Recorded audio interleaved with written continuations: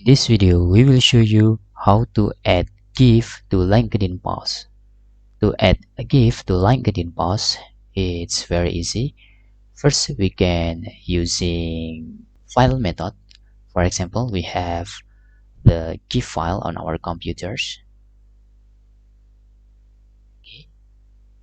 After that, we can just click start post, and we can click photo. And this is using GIF files. If you post like this,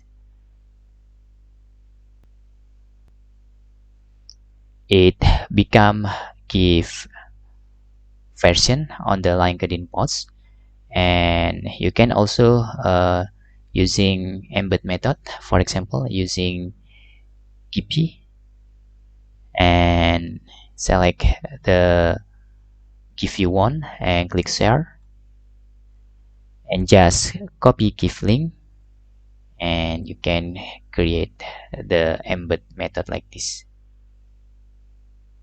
After loading is complete, you can delete the URL and you can click pause.